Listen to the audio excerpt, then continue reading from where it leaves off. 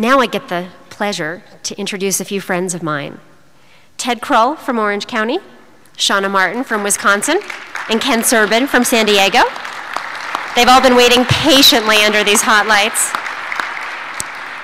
They each come to HDSA with personal stories and reasons why they're involved in the organization and why they're partners in this fight. So we've asked them each to share a few words about why they are HDSA. Please join me in welcoming them, and I wish you all a wonderful convention and a great time. As I always say, catch me in the halls, give me a hug, say hello. I'm so glad to see you all. Have a great convention.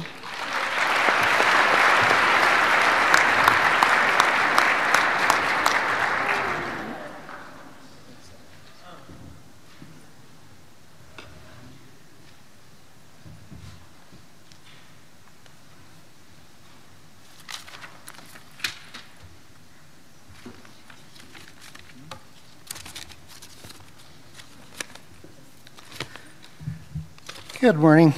My name's Ted. My wife Carl and I are here today because of our daughter, Emily. We adopted her when she was 6 weeks old. She was ultimately diagnosed with HD, but before that, she was always a very happy little girl, smiling, lots of friends, did very well in school. She liked everything every little girl likes. She liked playing with her sticker books and watching her videos over and over, playing with the dogs and cats. She liked getting dressed up, playing house. She was a mom, taking care of her own little girl, who she named Leilani.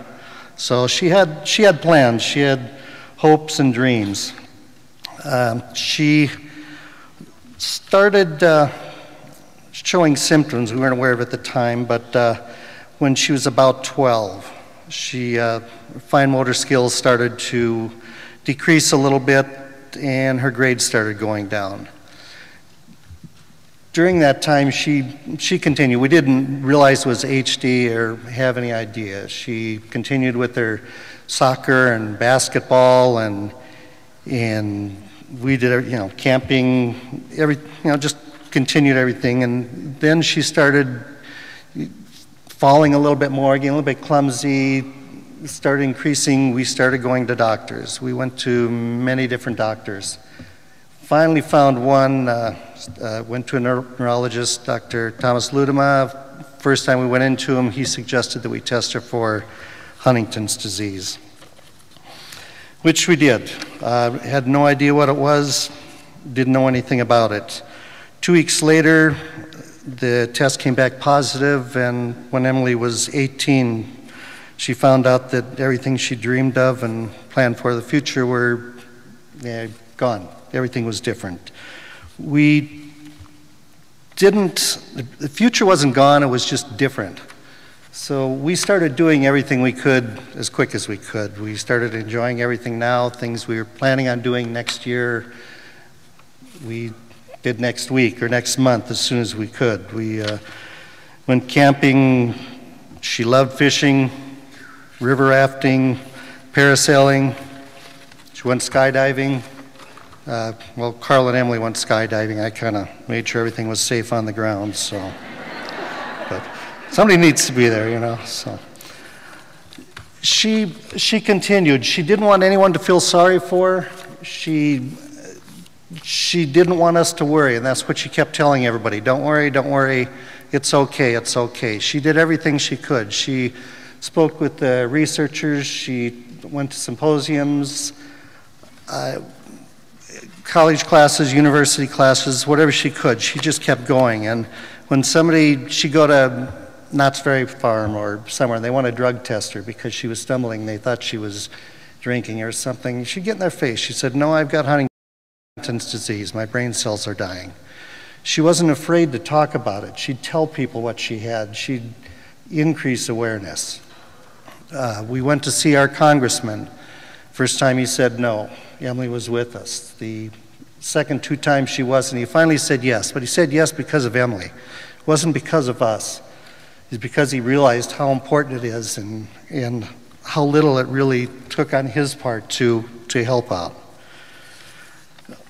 we continued. We enjoyed everything we could. The 2009, we went to UC Davis, talked to Jan Nolta and her team there at their new stem cell center, and encouraged them, thanked them for what they were doing, spoke with Leslie Thompson at UCI.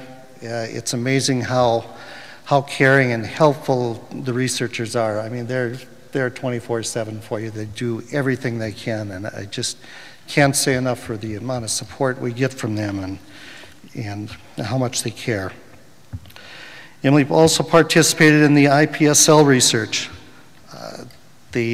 Her cells are growing now, and they're working, and they'll continue to do so. Carla and I later on participated in the same study. So, you know, whatever we could do, we wanted to do it. 2009, after we saw Jan Nolta, we went to the LA walk, and then a few weeks after that, she was our ambassador at the Orange County walk. That was on a Saturday. The following Monday, Emily went into the hospital where she spent her last week. She ended up passing away from another terminal blood condition that we were unaware of. But the one thing I remember, and we try, you know, we're really positive about everything. I mean, because there's a lot of good things going on out there, and you got to remember, you can't just listen to all the negative and get depressed. You got to get out, you got to do things. But in the hospital, last thing I remember about Emily, or one of the last really good things, is we snuck her a piece of candy that she wasn't supposed to have. Got caught because it was blue and her tongue turned blue and everything else. But anyway, she smiled when we did that. That's the first time she smiled in 2 weeks. And after all she'd been through, it just showed us that she still had that spark in her. And, you know, we're just trying to continue what she started. And, you know, Emily's just one story. I mean, there's so many kids out there that are going through the same thing and doing so much. And they're so forgiving. And it just, you know, we're fighting. We got to go on. We got to keep going. We joined HDSA because we looked around. We wanted to do something. We saw it was the largest nonprofit dedicated to HD, so we joined. We did and do whatever we can. You know, we look around and see what isn't being done, look for a gap or something that needs to be done. We do it. We try to do it, okay? And then after we do it, then we try and do it better. We know we're not the best qualified for a lot of the things we're doing, or, you know, the brightest, but, you know, it's getting done, and, you know, we're always looking for somebody to come in that can do it better. I mean, we need help. We all need help. We can't do it alone. And I know everybody knows that. That's why we're here. You know, so I just appreciate everybody here and appreciate your time, and thanks for listening.